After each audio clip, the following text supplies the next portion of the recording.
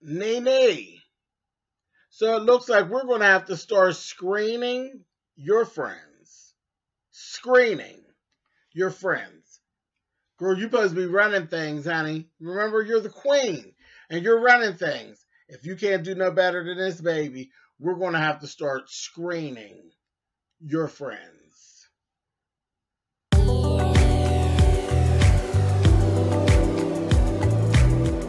And I'm like, come on through, Cookie. I'm going up on my soapbox. That's basically it. Let's talk about drag and all its forms.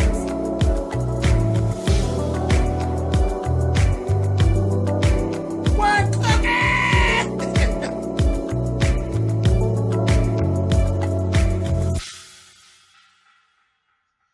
Hey guys, thanks so much for clicking on the video. This is my review for Real Housewives of Atlanta. This is season 11, episode 6. Episode 6. We're already 6 episodes in. I got really thrown off with this one, but all I know is I don't know what Nene just out grabbing strays and bringing them and just bringing anybody around the folks. Like, I don't know. Listen.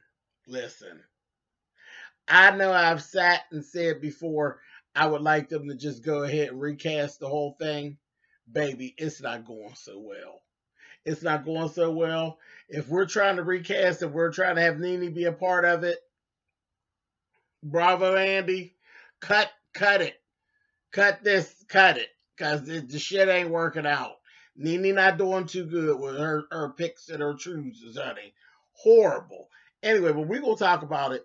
Let's go. Okay, so first things first. Todd and Candy, Shamari and Ronnie actually sit down. They have a little lunch. And they talk about their open relationship. You know, I'm getting a little tired. Getting a little tired of hearing about Shamari and Ronnie's past open relationship. Because it's kind of like becoming a thing. It's like over and over and over. And I'm like, Ronnie, now, you ain't got nothing else to talk about? You ain't got nothing else to talk about other than you was out hard-tonguing with the girls, and he was out doing what he was doing, and enough. So they talked about that. They talked about Portia's situation. Ain't y'all getting tired? It would seem that y'all would be getting tired of talking about Portia, and y'all meaning Candy. You should be tired of talking about Portia's situation. It's getting a little old coming out your mouth. Like you ain't got nothing else going on. Seriously? All the businesses you have going on, all the kids you have, I'm sure you got a funny story that you could tell, something. But I'm about sick of you and Dennis and Portia. Really tired of that. A mess. Just a mess. Katie's so shady. She said back in the day, I didn't know that Shamari and Ronnie actually had an open relationship. I just thought she was cheating.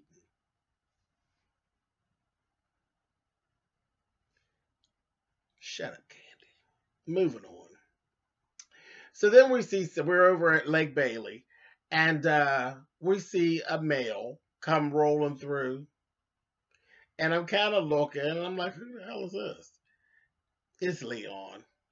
Leon's in because there's Noelle's getting ready to leave to go to school. And this really showed, you know, Cynthia's cool, but Cynthia is a goon. She is an absolute goon. And when it comes to dealing with Noelle, girl, you're the gooniest of the goons. Trust me. That's giving goony goo goo. I just don't understand. Leon tells her, right, you got to put your foot down when it comes to Noelle and this whole thing of her going to college. Certain things are not going to go on. This is her first year of college. She ain't never been away from home in this capacity. You're going to have to put your foot down. There's not going to be no car. There's not going to be no apartment. She's going to live in a dorm on campus like everybody else, and she's not going to have a car. She's not going to have all this extra bullshit drawing attention to her, that, you know, and things to make target out of her. She's going to learn how to just deal. And I see a lot of parents actually do that, that they don't really let their kids take their cars and things with them the first year.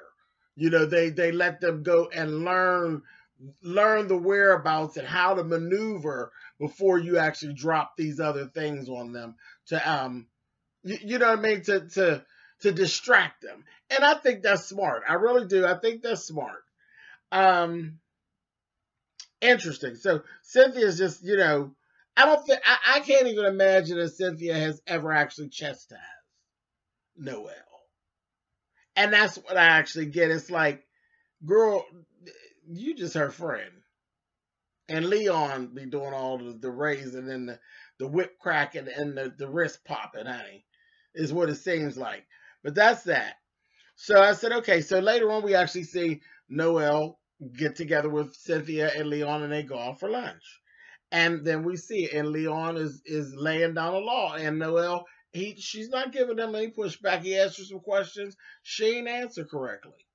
He said, I know you don't know the answer to that question because you took too long in the way that you answered me. You don't know the answer. I said, come on, Leon. You better know your motherfucking daughter. You know her. Got it down. Cynthia sitting there like, it was like he had two kids at the table. Like he had two teenage girls at the table. I just couldn't get with it. And then Noelle, Cynthia was getting on Noelle's goddamn nerves, like she generally does, doing too much. You know, kissing her on the cheek. She's like, oh, you got lip gloss on it, and now you're rubbing it and you're messing up my makeup. I was like, okay, Noelle, you doing the most. Now don't be mean to your mother. Now, heifer, you did this. You ain't just met her. This is what she gives, and you know it. Now chill. And then, but I got very irritated with Cynthia when Cynthia asked, "Do you want a drink?" I said, "Bitch, does she want what? A drink? Fuck is you talking about, Cynthia?" I wanted to literally, I wish I could have been somebody just working in the kitchen so I could have just came out and just smacked Cynthia, because that was just ridiculous. Well, what is the legal age to drink? You know it ain't her motherfucking age. I wanted to pop her so bad at that point. Like, girl, just, the hell is you doing? Goddamn goon. Well, I mean, I don't understand why she just couldn't have a drink, you know, with her parents. She can't have a drink, bitch, because she's not 21. 21 is the legal age for drinking. She ain't 21. Okay? No, she can't have no motherfucking drink. Not happening. She'll sit her ass down there and drink some chocolate milk or some goddamn orange juice. That's it. You're not getting no Hennessy or no Jack Daniels. You're getting orange juice. That's what the fuck you're getting. Orange juice.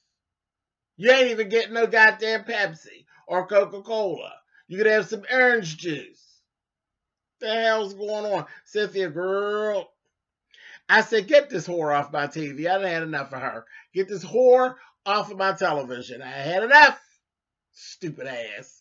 Moving on. Leon just gave her. I said, child, you the one that was piping her. You didn't know you was piping a goon, honey? You didn't know that you was fucking a blow-up doll? I'm sure you could tell. If you didn't, you know now. Moving on. Tanya. Nene, this is another project of Nene's. This Tanya. I'm looking at her. Nene goes over to her house. Nene's so shady. Goes to the girl's house. They're both being all fake with each other. They were getting on my nerves. Just real phony. Two pretentious whores. I had enough. Like 5 seconds into them, I had enough. And it was very reminiscent of Mariah and Quad back in the beginning days of Married to Medicine. I was like, oh, child. Get it together. Anyway, so Tanya goes to show she has a closet, which is a hidden closet, which is actually behind a mirror. It was really, really cute. Very, very cute. Very, it gave me a very enchanted forest feel. Um, yeah, it was something like something that a girl would have always dreamt about and then actually made it a reality in her real life. It was a big old beautiful mirror, and behind the mirror is actual door to her closet, and there's just this closet behind her. And Nene was worked, baby. When she opened it up, Nene was worked. She was like, "Girl, all right, bitch." But then the real Nene came right out in that confessional because she was worked. Everybody was worked. I didn't realize it was a closet. I thought it was fierce. Nene thought it was fierce as well. But then in her confessional, she said, I thought it would have been bigger. You shady whore. You are so shady. Just shady and hateful. You're mad because you didn't think of it first, bitch. That's fabulous. A fucking hidden closet. You know who would have appreciated it and got life off of it? Fucking Marlo. Marlo would have gotten life off of that closet behind that mirror. I thought that was flawless. I really did.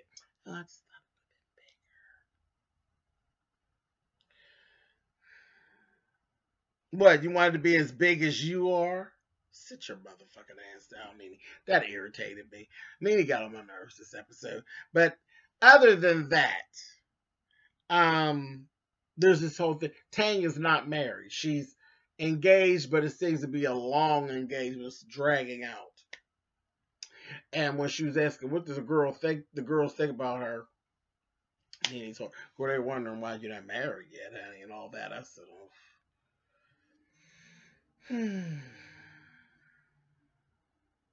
Tanya's not interesting enough to be a castmate, okay? So that's a fail. If she's actually being tried out to go on the show, I don't need to see any more of Tanya. Her closet is much more interesting than she is. And that's all I got to say. Moving on. Portia and Candy decide to have a sit down and talk about their little situation. I said, finally. On the way there, Portia's talking to Lauren on the phone, shading the shit out of Candy. Talking about, yeah, she don't understand about no man buying you no gift because she's used to buying gifts. I said, Portia, you being nasty. You're being nasty. That's all I have to say. You're being nasty. Anyway, they get down there. And you could tell pretty much. Portia didn't give a fuck about being there. She didn't give a fuck about nothing that Candy was talking about. Wasn't feeling it. She was over it. She really didn't want to hear it. And that's fair. Because they're not friends. And I wish they stopped pretending. They're not friends, bitch. And she don't want to hear nothing you got to say. Leave her alone and let her fall on her forehead by herself. Just let it go, Candy. Let it go. And I said, wait a minute, Portia. What is all this stolen gay lingo, honey? Now you're stealing off the drag queens, girl. If that's his zhuzh, girl, you just stole that shit off of Jasmine Masters. Girl, a mess. A mess. I said, God damn. Let the girls have something. Jesus. Now y'all use a zhuzh. Ain't no y'all. It's you. Now you use a zhuzh. I ain't heard no other woman saying zhuzh. That is Jasmine Masters from RuPaul's Drag Race. Jasmine Masters from West Hollywood. Jasmine Masters. That is her shit. Zhuzh. Where you get it from, Portia? Sit down. Anyway, moving on. She didn't want to hear nothing that Candy had to say. She wasn't interested. And Candy should just leave it alone. But they're like, we're not going to be shady to each other. Telling them lies. More of these lies. Y'all going to be shady to each other because that's what y'all do. You two don't really like each other. You don't. Mess. Anyway. So, Nene was having this party. This was this big thing with this episode. She's having a party. And remember when she had the little party last year with the gays and the whatever it was, that little theme party? Well, this time she had boobs and bourbon. So everybody was going to give cleavage in their outfit, and they were going to be down and drink bourbon and just have a good time. It was a couples night. Well, Cynthia, weird, I know if Cynthia shows up with a friend, Marcus. I said, but you on a date with another man? Okay. We're gonna let that roll. And had the nerve to say she brought Marcus because she thought it would be weird if she brought Leon. No, bitch. We would have accepted you and Leon. Marcus was weird. Marcus was weird because you jumping on top of somebody else's dick. So where the fuck does Marcus play into this?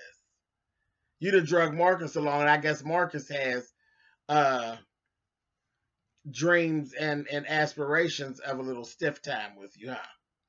I didn't understand that. I think I'd been more comfortable with you actually going there with Leon, but whatever. Anyway, and then we meet another one of Nini's friends, Ivana. She's another one.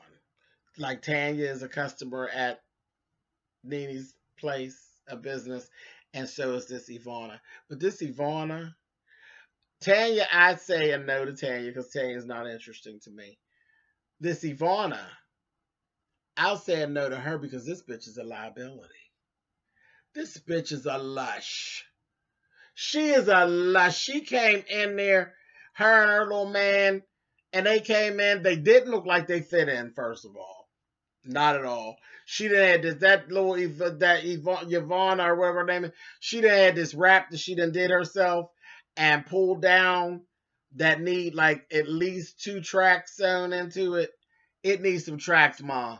Because just your shit on its own ain't working. That ain't working. Girl, that shit was given 1975. We just learned how to do raps, honey, and this is what we're doing. But you are not, girl. You're Vidal Sassoon. You are not, honey. You're not. That rap was just as tired. I said, girl, a little thin on the ends, a little thin on the ends, honey.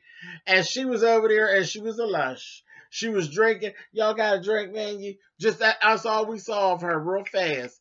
All this drinking. Honey, they were supposed to be sipping the wine. She was drinking the wine, okay? I said, I can see already she don't fit in.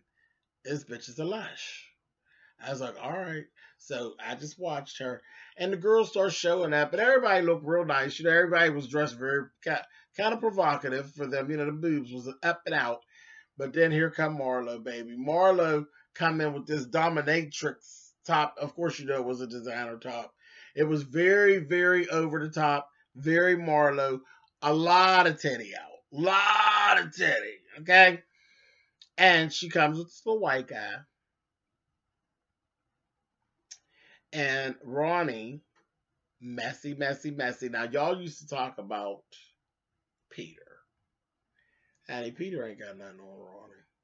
Ronnie looked at Todd and said, Todd, what you thinking about? What you see? What you think? I said, are you over there reading? Are you really over there reading, Ronnie? Next, you're going to have confessionals.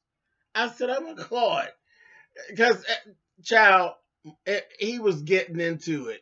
He was getting into the shade of it all. It wasn't just about that top Marlo had on. It was about that white man she was with and all of it. It was the whole shady thing, just like one of the bitches. I said, oh, Ronnie. I said, you a mess. I said, oh, Peter 2.0, honey. But you're going to be worse. You're going to have confessionals. We're going to fuck around and give Ronnie a peach before this shit is over. I said, it was funny. I got a kiki off of it. I said, oh, Ronnie. That said what everybody else would. Now he done nudged Todd out here. I said, Anyway, then Dennis and Portia show up. Where the fuck did Dennis get that suit, honey? I said, oh. Portia looked nice. Dennis just looked ridiculous. He had this Kelly Green church suit, baby. I looked at him, honey. I said, oh. And I looked at Portia and I looked at him and he came in and he hugged everybody. He was real nice and all that. And then they were sitting over there and the suit just looked cheap to me. And I'm sure with him, it probably isn't. Well, I don't know. It probably was cheap. I just don't think he knows no better. I know he don't have no problem spending money, but I just don't think he has any style. He doesn't have any personal style. Even the way he wears his sweatsuits and shit all tight on his belly. Horrible. Horrible. It's probably some expensive shit, but it's giving me a very Kmart-esque feel because of the way the fit is. Real tight on your belly. When you got a round, because his belly look like it's hard, don't it? Like a hard pregnancy belly. You don't wear no tight ass shit on there. You get everything. So you need to be right on the big and talls. 3X, 4X, 5X. That's where you need to be. That tight gut shit is horrible. But that suit, when I looked at that suit, honey, real good. Then they had him and Portia sitting over there. He's sitting in that suit, and it was crumpling up. I just looked at it and said, "Sooner will be done." That's what that suit was giving me, honey. I said, "Child, whose funeral was this, honey?" Whew, I can't take it. Terrible. Anyway, so they did this little thing where they went around and everybody told how they met. Baby, they got to Marla. Marla goes, "I'm just going to pass." I said, "Oh, how'd you meet Marla?" Back page. That bitch passed that shit right along. We're going to pass. I said, "Oh my goodness." That was a key. Anyway, so then the next thing you know is here's where the problem was. I said, "Nene, don't you bring another bitch up in here at all. That Ivana or Yvonne or whoever, that bitch is a liability." Remember when I used to say that Marla was a liability, that she would fight and it was going to be a problem? Baby, she brought this drunken whore, and she started off as a lush. And by the time they got to this part, she was a drunken whore. She got over there and said, "I want to say something. You know, see that drunk shit?" I said, "This bitch." They're saying that, congratulations to this one, that one, that one. This person went to this college and that all that.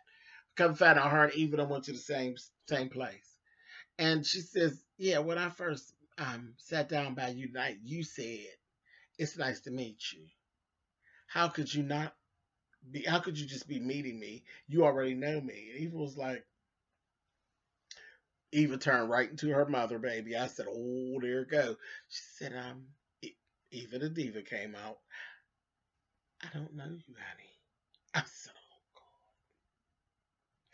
Not the drunk. Don't tell us the drunk.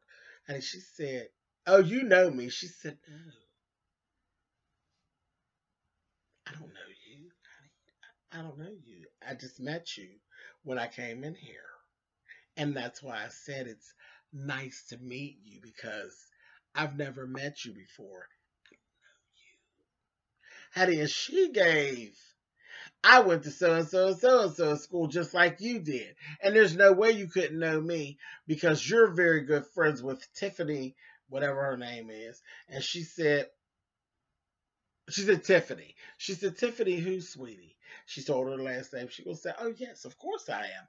That is one of my best friends. She's actually in my wedding." She said, "And she's my best friend, so how do you not know me?" She said, "Well, I don't know how that happened, but I don't ever recall meeting you, honey." "I'm sorry, sweetie." I said, "Oh, Eva." And she was just driving it, and it was just driving this drunken bitch crazy. She gonna say, "There's no way you couldn't have known me because on campus, I was that bitch. I was that bitch." I said, "Where did you get her from, Nene?" I was like, "Oh my God, she is really a drunken bitch making an ass of herself." Baby, when I tell you Shamari and Candy were down there under their breath reading down. And Candy just starts saying shit. She's like, "Girl, you were the shit." Well, obviously not, because she doesn't remember you. Because she was getting real loud and real belligerent. And I was like, "Well, now let me show you something, girl. Now, these girls may not all get along, but they're not going to let you infiltrate the circle, baby, and start no shit at all. You will get what you're looking for, honey, with your drunken ass." And the man she was with, I felt bad for him because he was just as embarrassed. Just as embarrassed. I said, "If you don't get this town drunkard," and get her the fuck on out of here, honey. She done had too much bourbon, honey, and not enough booze, honey. Get her out of here. She was ridiculous. Honey, they had to shut her down. She was really trying to argue with Eva, and Eva was like, honey, girl, I ain't got time, honey. I said, all right, honey. Gave her the blues. So Greg saved the day. Greg was like, okay, we have a surprise. We're taking everybody on a group trip. And everybody was like, oh my God, okay, good. He's like, so this is it. This part's over. We're done. We're all going to go on a group trip. It's going to be great. You know, Greg's been through what Greg's been through, and he wants to do his group trip, and it's going to be fun, and he needs to get away. So everybody was really, really happy, and they were happy to really be adjourning because that shit was getting ready to be really ugly. Really ugly. Now, how much do you all want to bet that drunkard, that Yvonne or Yvonne or whatever the fuck her name is, I bet she don't be on the group trip with her drunken ass. She was a drunken pugilist. I was like, get her out of here, honey. She's terrible. I was the shit. No, ma'am. Anyway, funny as hell. So, Nene, if these are the people that you're bringing, trying to try them, baby, they don't fit in here, honey. And they're not even that. Ivana, she's not even a loving hip hop type of girl. She don't deserve to be nowhere but in the trash. She's horrible. Horrible. A luscious ass drunkard whore. Get her out of here, honey. And trying to be argumentative with somebody. Nobody know you, bitch. Anyway, moving on. So then the last thing was Dennis. It's Dennis's birthday. And Portia goes ahead and surprises him with some onesies and a baby shoe and a stick she done pissed on. Got it in her titties. And I told this man that she's pregnant. And he was over there crying. And I said, are those tears of joy? Or those tears of you've been trapped? Trapped in the closet? Which tears are those, sweetie? I'd love to know. Which tears are you crying, sweetie? I want to know. And that was it. That's where it actually cut out, honey. This whore's pregnant, honey, and he's crying. I'd like to know which tears it is. You all put down there in the comments, which tears are Dennis crying, honey? And do you all think that Nene should be finding more girls to try, or do Nene need to leave that shit alone? I bet I know what y'all should be thinking, honey. Leave that shit alone for somebody to get cut, honey. Anyway, I'll talk to y'all next week. Later.